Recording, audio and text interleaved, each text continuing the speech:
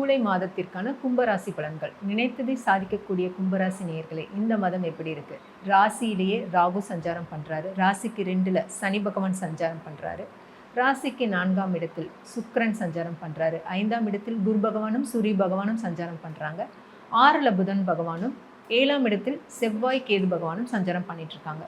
சரிங்க, இந்த மாதம் எப்படி இருக்கும் அப்படின்னு பார்த்தீங்கன்னா, பொதுவாக ராசியில் ராகு இருக்கும்போது என்ன ஆகும்னா, உறவினர்கள்கிட்ட தேவையில்லாத மனக்கசப்பை ஏற்படுத்தும்.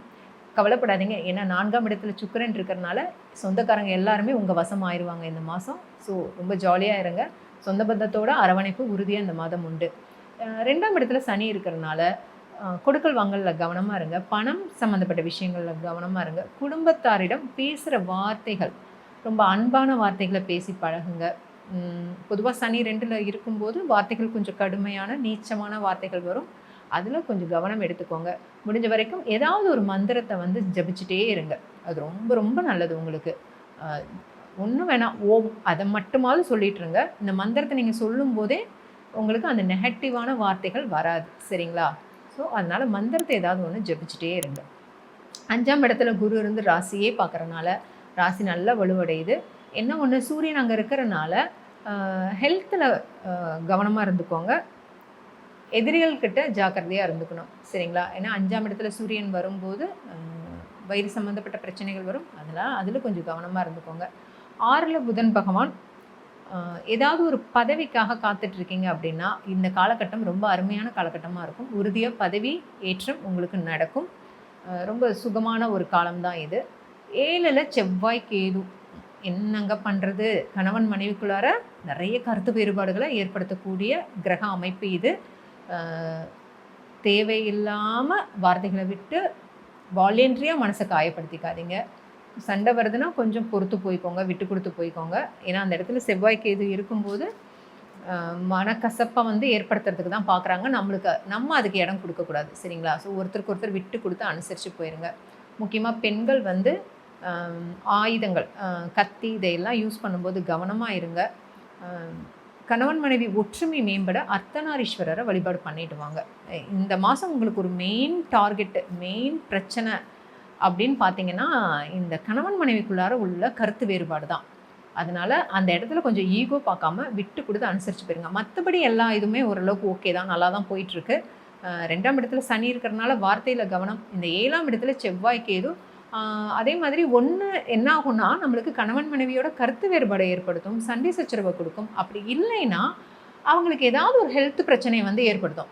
ஸோ ஏதாவது ஒரு வகையில் நம்மளோட அந்த தம்பதியருக்குள்ளார கணவனுக்கும் மனைவிக்கோ ஒருத்தர்னால ஒருத்தருக்கு ஏதாவது ஒரு வகையில் பாதிப்பை ஏற்படுத்தும். சரிங்களா? அதனால் அர்த்தநாரீஸ்வரர் வழிபாடு ரொம்ப நல்லது. பொதுவாகவே இந்த கும்பராசி நேயர்கள் வந்து கலசம் வச்சு வீட்டில் வழிபாடு பண்ணிகிட்டே வந்தீங்கனாலே ராசிக்கு நல்ல ஒரு வலுவை சேற்றும் இது. வெள்ளிக்கிழமைகளில் கலச வழிபாடு பண்ணிட்டு வாங்க. கலசம் வச்சு வழிபாடு பண்ணுங்க. ரொம்ப எளிமையானது தான்.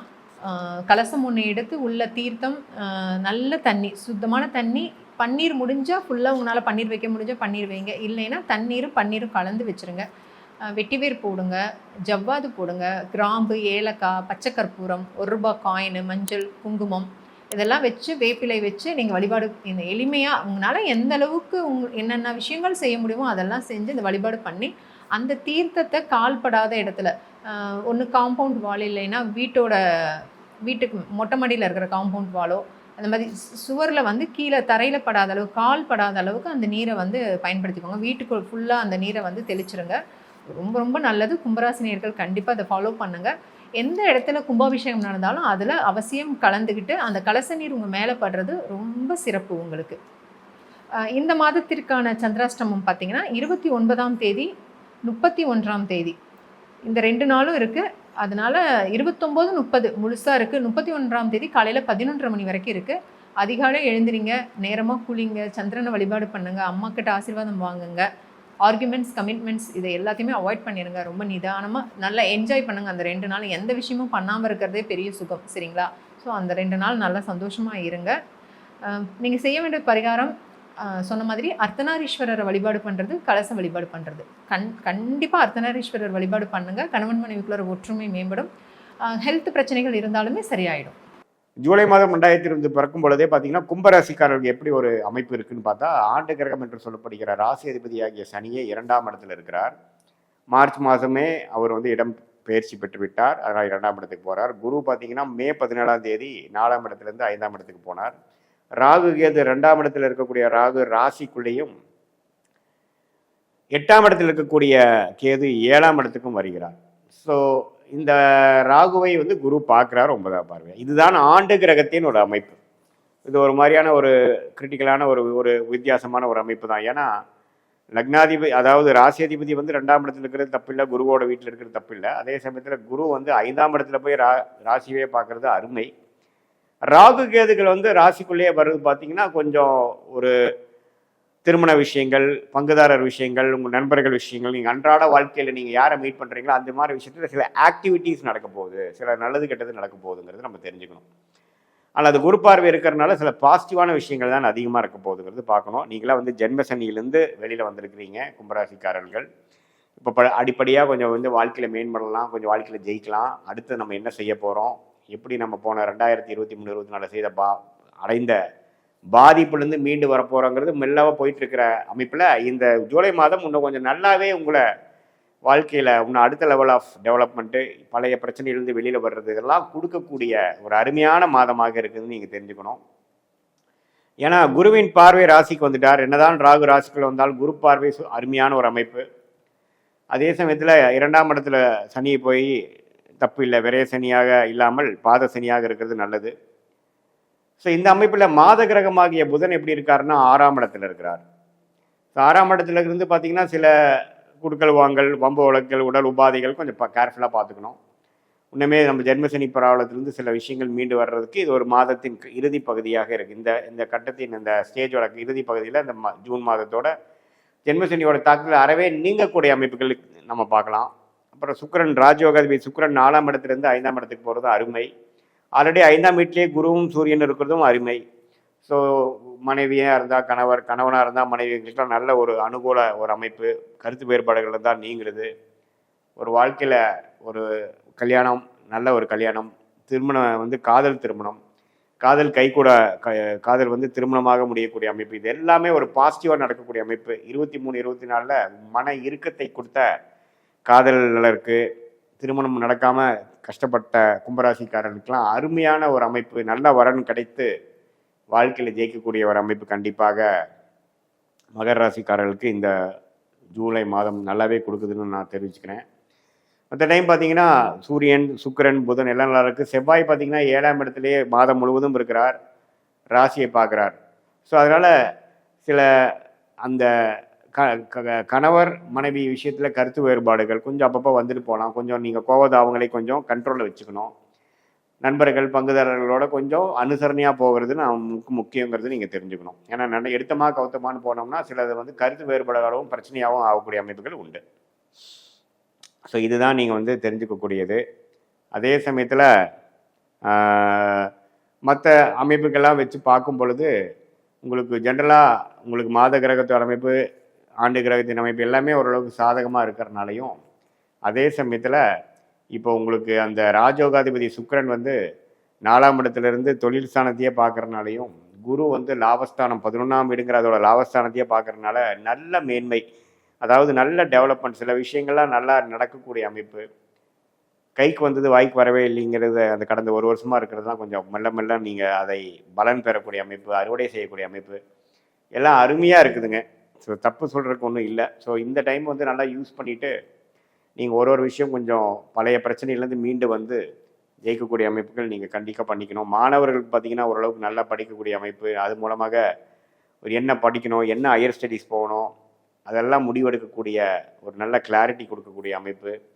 அதே சமயத்தில் குழந்தைகள் பேர் எதிர்பார்த்துட்டு இருக்கிறவங்க தம்பதியருக்கு வந்து குழந்தை பேர் ஒன்று கிடைக்கிறது, குடும்பத்தில் ஒரு சுப விஷயங்கள் நடக்கிறது, இது எல்லாமே அனுகூல முறையில் நடக்கக்கூடிய அமைப்பு கண்டிப்பாக உண்டு. அதே சமயத்தில் 11ஆம் பாவம் நல்லா இருக்குது, 5ஆம் பாவம் நல்லா இருக்குதுங்கிறப்போ பார்த்தீங்கன்னா உங்களுக்கு காதல், திருமணம், குழந்தைகள், சுப விஷயங்கள், மனசில் ஒரு குதூகலம், விளையாட்டுத்துறையில் இருக்கிறவங்க ஜெயிக்கிறது, யார் வந்து நம்ம கிரியேட்டிவ் ஃபீல்டில் இருக்கக்கூடியவங்களுக்கு எல்லாமே நல்ல கிரியேட்டிவ் ஃபீல்டில் வந்து அங்கீகாரம் கிடைக்கக்கூடிய அமைப்புகள் கண்டிப்பாக உண்டு. ஸோ இது ஒரு அருமையான ஒரு வாழ்க்கை, அடுத்து வரக்கூடிய ஒரு 6-7 மாதத்துக்கு ஒரு ஸ்டார்டிங்கான ஒரு அடிப்படை கொடுக்கக்கூடிய ஒரு அற்புதமான மாதமாக இருக்குதுங்க. அன்பான பக்தி டுடே கும்பராசி அன்பர்களே, இந்த ஜூலை மாத பலன்கள் எப்படி இருக்குன்னு உங்களுக்கு பார்க்கலாம். ஜென்மத்திலேயே உங்களுக்கு சனி பகவான் ராகுவும் இருக்காங்க. ரெண்டாம் வீட்டுக்குரிய அதிபதியான குரு பகவான் வந்து பஞ்சமஸ்தானமான 5ஆம் இடத்துலேருந்து உங்களை ராசியை பார்க்குறாரு. எப்போவுமே ஒரு ராசியோ லக்னத்தையோ குரு பகவான் பார்த்தா தான் அந்த ஜாதகர் வந்து நல்ல நிலைமைக்கு உயர முடியும். இது வந்து ஜோதிடத்தில் அடிப்படையான ஒரு விஷயம். அப்போ ராசியை குரு பார்க்குறாரு. அப்போ சனி பகவானால் ஏற்படக்கூடிய உங்கள் ராசிநாதன்ற சனி பகவானோட ஏற்படக்கூடிய தோஷங்களாக இருந்தாலும் சரி, ராகுவால் ஏற்படக்கூடிய தோஷமாக இருந்தாலும் சரி, அந்த தோஷங்கள்லாம் பெரிய அளவில் இருக்காது, பாதிப்பும் பெருசாக தராது. உடல் ரீதியான உபாதைகள் கண்டிப்பாக இருக்க தான் செய்யும், இல்லாமல் இருக்காது. வாக்கு பலிதம் இருக்கும், வாக்குத்தன்மையை வாக்கு காப்பாற்றக்கூடிய நிலைமைகள்லாம் இப்போ இருக்குது உங்களுக்கு. இதனால் வெயிட் பண்ணிகிட்டு இருந்த பதவிக்காக நீங்கள் வெயிட் பண்ணிட்டு இருந்தீங்க இல்லையா, இதனால் காத்துட்டு இருந்த பதவியெல்லாம் வீடு வந்து சேரும், வாயில் கதவை தட்டும். 3ஆம் இடத்துக்குரிய செவ்வாய் பார்த்தீங்கன்னா உங்களோட 7ஆம் இடமான சிம்ம ராசியிலேருந்து கேதுவோடு சேர்ந்து பார்க்குறாரு. அப்போ தொழில் ரீதியாக அவர் 3 குடியவரும் அவர் தான், 10 குடியவரும் அவர் தான், தொழில் தரக்கூடியவர் அவர் தான், சகோதர காரகனும் அவர் தான், சகோதர ஸ்தானாதிபதி வீரியாதிபதியும் அவர் தான். இந்த மாதிரி விஷயங்கள்லாம் செவ்வாய் வந்து வீரத்தை கொடுக்கக்கூடியவர் அவர் வந்து பார்த்திங்கன்னா உங்களோட 7ஆம் வீடான சிம்மத்திலேருந்து உங்களோட ராசியை பார்க்குறாரு. ஜூலை மாதம் 30ஆம் தேதி பெயர்ச்சியாகி உங்களோட 8ஆம் வீட்டுக்கு போயிடுறாரு. 8ஆம் வீட்டுக்கு போனாலும் சரி உங்களை 2ஆம் இடத்தை பார்ப்பார். 2ஆம் இடத்தை பார்க்கும்போது ஜூலை மாதம் 30ஆம் தேதிக்கு மேலே இந்த பலன். உங்களோட 2ஆம் இடத்தை பார்க்கும்போது சகோதர வழியில் வரக்கூடிய பண விஷயங்கள்லாம் வந்து சேரும். இத்தனை நாள் பிரச்சனைகளாக இருந்த சகோதர வழியில் வந்து எல்லாமே சுமூகமான தீர்வு ஏற்பட்டு எல்லாமே ஒரு நல்ல மனநிலைமைக்கு வந்து குடும்ப ஒற்றுமை மேம்படும். உங்களோட 4ஆம் வீட்டுக்குரிய சுக்கிர பகவான் பார்த்தீங்கன்னா தன்னோட 3ஆம் இடத்துலேருந்து 4ஆம் வீட்டுக்கு வந்துட்டார். மேஷத்துலேருந்து இப்போ சுக்கிரன் வந்து பார்த்திங்கன்னா 4ஆம் வீட்டுக்கு வரும்போது வீடு பழைய நிலைமைக்கு வந்துடும். வீடு திருப்பி சுபிக்ஷமாகிடும், வீடு கலகலப்பாகிடும், வீட்டில் விசேஷங்கள் நடக்க ஆரம்பிக்கும். பெண் பிள்ளைகளால் பெருமைகளும் ஏற்படும், பெண்களால் நல்ல முன்னேற்றங்கள் ஏற்படும், பெண்களுக்கு தேவையான விஷயங்கள் எல்லாமே நடக்கும். புதிய வீடு வாகனம் எல்லாமே வாங்கக்கூடிய அமைப்புகள் ஏற்படும் சுக்கிரன் பயிற்சியால். அதை ஏற்ற மாதிரி 5ஆம் இடம் பார்க்கும்போது 5ஆம் இடத்துல இருக்கக்கூடிய குரு பகவான் உங்களோட 9ஆம் இடமான துளாராசியை பார்க்குறாரு. துளாராசியை வந்து தன்னோட சுப பார்வையில் பார்த்து அதே மாதிரி உங்களோட 11ஆம் வீடான தனுராசியும் பார்க்குறாரு. இந்த இடங்களாமே பலப்படும். அது இல்லாமல் உங்கள் ராசியை பார்க்குறது வந்து ரொம்ப விசேஷம். உங்களோட 7ஆம் வீட்டுக்குரிய சூரிய பகவான் வந்து குரு பகவானோட ட்ராவல் பண்ணுறாரு இந்த ஆனி மாதம் வரைக்கும். 17ஆம் தேதியிலேருந்து ஆடி மாதம் பிறந்தவொடனே தன்னோட அடுத்த வீடான கடகராசிக்கு போயிடுவார் சூரிய பகவான். இது வரைக்கும் இந்த 7ஆம் இடத்துக்குரிய சூரிய பகவான் ஏற்பட்ட நற்பலன்கள் எல்லாமே கொஞ்சம் குறைய ஆரம்பிக்கும். ஏன்னா வந்து 6ஆம் வீட்டுக்கு போகும்போது கடன் வாங்கக்கூடிய சூழ்நிலை ஏற்படும். கணவனால் மனைவிக்கும், மனைவியால் கணவனுக்கும், இந்த மாதிரி 2 பேருக்குமே. கணவனாக இருந்தால் மனைவியால் செலவுகள் ஏற்படும், மனைவியாக இருந்தால் கணவனுக்கு செலவுகள் ஏற்படும். இந்த மாதிரி விஷயங்கள் எல்லாமே கடன் வாங்கக்கூடிய சூழ்நிலைகள் எல்லாமே வந்து இந்த ஆடி மாதம் வந்து சூரிய பகவான் பயிற்சினால் ஏற்படக்கூடும். 7ஆம் இடத்துல இருக்கக்கூடிய கேது என்ன பண்ணுவார்னா மனைவி மூலமாகவும் சரி, ஏற்கனவே கொஞ்சம் இல்லாத பிரச்சனைலாம் சின்ன சின்ன விஷயங்களும் வர ஆரம்பிக்கும். இதெல்லாம் நீங்கள் சுமூகமாக எடுத்துக்கணும், பெருசாக எடுத்துக்காமல் விட்டு கொடுத்து போனீங்கன்னா எல்லா விஷயத்தையும் நீங்கள் சமாளிச்சிடலாம்.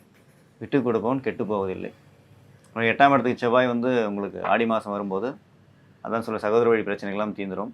இருந்தாலும் 3-10 கூட மறையும் போது வேலைகளையும் கொஞ்சம் கவனமாக இருக்கணும். வேலை பிரச்சனைகளுக்கும் அந்த நேரத்தை தலை தூக்கும். பதவி உயர்வு கொடுத்து உங்களை வேலை ஹெவியான வேலைலாம் வாங்குவாங்க, அதிகமான வேலைலாம் கொடுப்பாங்க. அதுக்கேற்ற மாதிரி நீங்கள் செயல்படணும். 1000 இருந்தாலும் எதுவாக இருந்தாலும் குரு பகவான் பார்வை இருக்கிறதுனால நீங்கள் எல்லாத்துலேயுமே தப்பிச்சு வெளியே வந்துடலாம். உடல் உபாதையாக இருந்தாலும் சரி, பண விஷயமாக இருந்தாலும் சரி, அலுவலக விஷயமாக இருந்தாலும் சரி, எல்லாத்துலேருந்து வெளியே வந்து வெற்றி வாகை சூடக்கூடிய நாட்களாக இந்த ஜூலை மாதம் அமையும்.